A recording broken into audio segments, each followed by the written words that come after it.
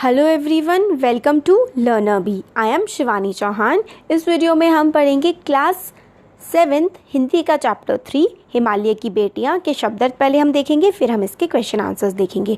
तो देखिए, हमारे पेड कोर्स अवेलेबल हैं। उनको अगर आप ज्वाइन करना चाहते हैं तो डिस्क्रिप्शन बॉक्स में मैंने पूरे के पूरे उसकी इन्फॉर्मेशन प्रोवाइड कर दी है। आप लोग वो चेक कर सकते हैं और उनको ज्वाइन कर सकते हैं। आपको बहुत बेनिफिट मिलेगा और हमें भी जो है काफ़ी मोटिवेशन मिलता है जब अगर आप लोग उसे ज्वाइन करते हैं, क्योंकि सही रहता है आपके लिए भी और हमारी ग्रोथ के लिए भी।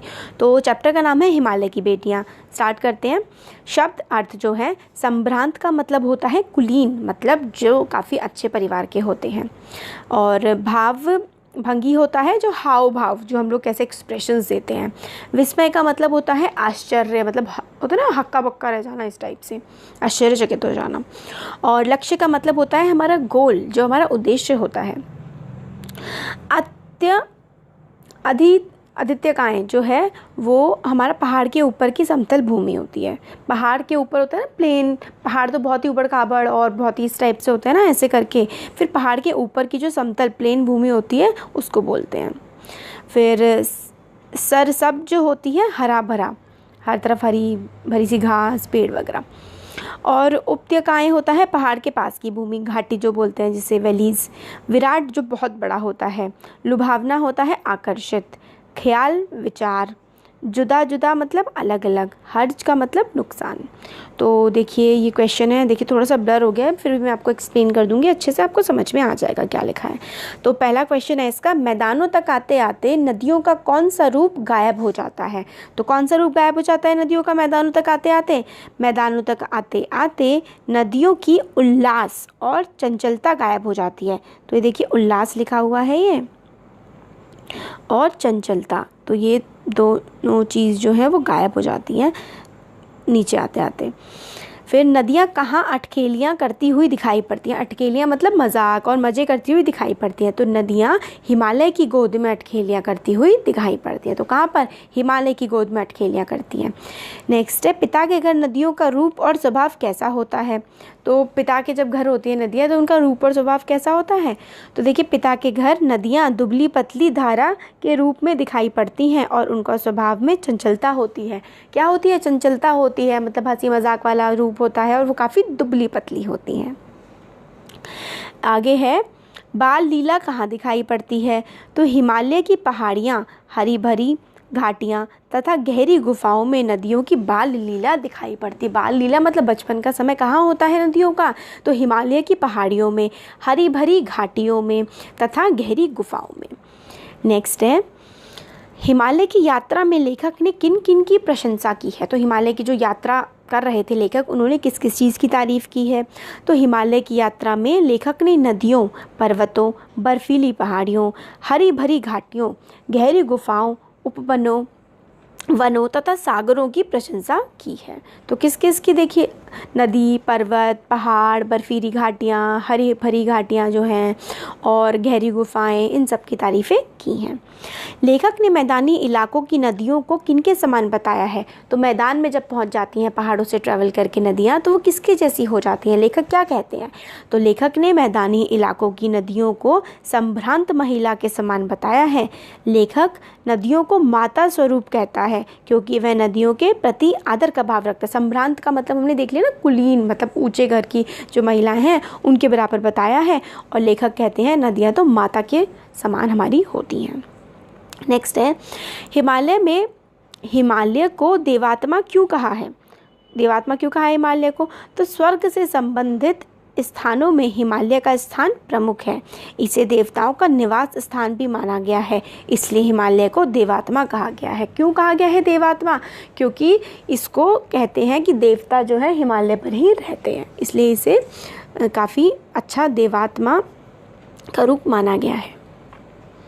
नेक्स्ट है, लेखक ने पाठ में ससुर और दामाद की संज्ञा किसे दी है। तो ससुर और दामाद लेखक ने किसे कहा है? तो लेखक ने हिमालय को ससुर और समुद्र को दामाद की संज्ञा दी है। तो हिमालय को ससुर कहा और समुद्र को दामाद कहा है। अब आगे हैं, तो 10 ऐसे शब्द लिखो जिनका उल्टा लिखने पर सार्थक शब्द बन जाए। राखी से बनता है हीरा, रानी से बनता है नीरा। मतलब जो शब्द हैं उनको उल्टा करके लिखना है और ऐसा शब्द बन जाए जिसका कोई मीनिंग निकले। कील का लकी, बस का सब, धारा राधा, राही हीरा, नव वन, राम मरा, नमी मीन, रस सर। तो ये हमारे उल्टा करने के बाद भी मतलब वाले शब्द बन जाते हैं।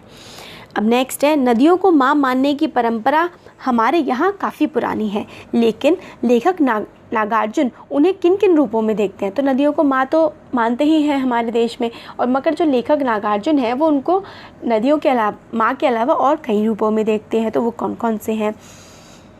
तो देखिए, भारतीय संस्कृति में नदियों को माँ कहा गया है, परंतु अपने इस निबंध में लेखक नागार्जुन ने नदियों को बेटी, प्रेयसी मतलब प्यार करने वाली, तथा बहन के रूप में भी चित्रित किया है। तो ये थोड़ा सा ब्लर हो गया है, बट मैं आपको अच्छे से एक्सप्लेन कर देती हूँ। नदियाँ हिमालय की बेटियाँ हैं। पर्वतराज की गोद में उनकी चंचलता देखकर लेखक ने ऐसा कहा है कि नदियाँ बादलों की प्रेमिका हैं, बादलों की प्रेमिका कहा है और हिमालय की बेटियाँ कहा है। उनके इस वर्षा मतलब वो वर्षा का उपहार लाती हैं। लेखक नदियों को बहन भी कहते हैं क्योंकि उनके किनारे बैठकर वह अपनी समस्याएं सुलझाते हैं। तो बहन क्यों कहा? क्योंकि उनके नदियों के किनारे बैठकर अपनी दिक्कतें वो सुलझा लेते हैं। बेटियां क्यों कहा? क्योंकि हिमालय में वो बड़ी चंचलताएं करती हैं। और बादल की प्रेमिका कहा क्योंकि उससे बारिश आती है।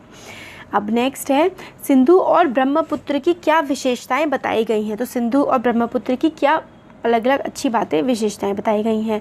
तो सिंधु और ब्रह्मपुत्र हिमालय से निकलने वाली दो बड़ी नदियां हैं।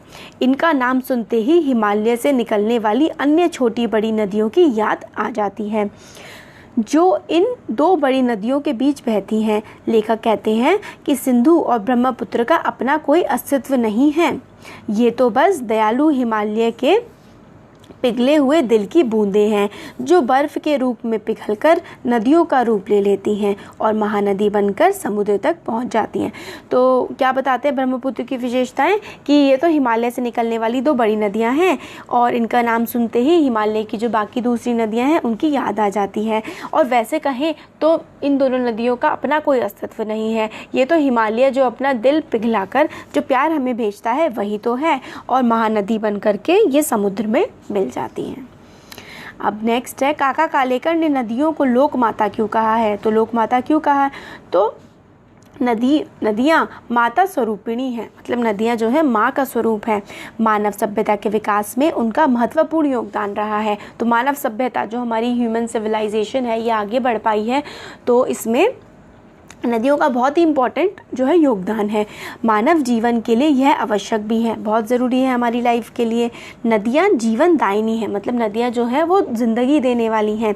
इनके किनारे ही मानव ने अपनी पहली बस्ती बसाई इनके किनारे और खेती करना शुरू किया। नदियों के किनारे ही शुरुआत में इंसानों ने अपने घर बसाए थे।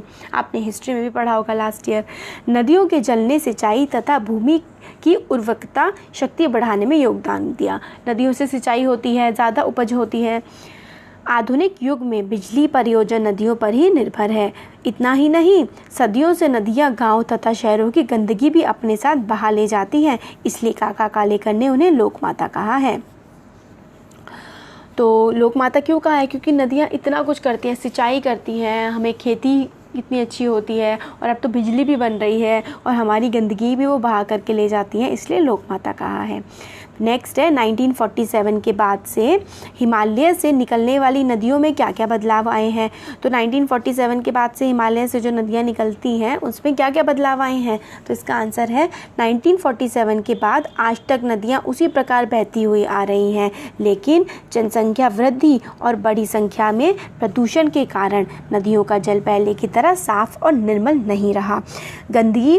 गंगा जैसी पवित्र मानी जाने वाली नदी के जल की गुणवत्ता में भी भारी कमी आई है। यही नहीं, नदियों में जल का प्रवाह भी कम हुआ है। यह स्थिति मानव जाति के लिए हानिकारक है। तो क्या बताते हैं, क्या बदलाव आया है 1947 के बाद? तो अब नदियाँ जो हैं वो मतलब जनसंख्या बढ़ गई, हमारी पॉपुलेशन एक्सप्लोजन जैसा हो गया है, प्रदूषण बढ़ रहा है, तो निर्मल धारा में जो नदियाँ हैं हम उनमें गंदगी फैला रहे हैं और अब उनका प्रवाह अब वो कम पानी लेकर के भी बहती हैं। तो ये हमारे क्वेश्चन आंसर्स हो गए हैं कंप्लीट। आपको कैसा लगा वीडियो कमेंट सेक्शन में कमेंट करके ज़रूर बताइएगा। अच्छा लगा तो वीडियो को लाइक करिए और डिसलाइक करना चाहते हैं तो वो भी कर सकते हैं, बट बताइएगा ज़रूर कि भाई क्यों डिसलाइक किया है, ताकि हम इम्प्रूव कर सकें, है ना। और चैनल को सब्सक्राइब कर लेना है क्योंकि आपको, ताकि बिल्कुल तभी आपके पास वीडियो पहुंच जाए जैसे ही अपलोड हो। Thank you so much.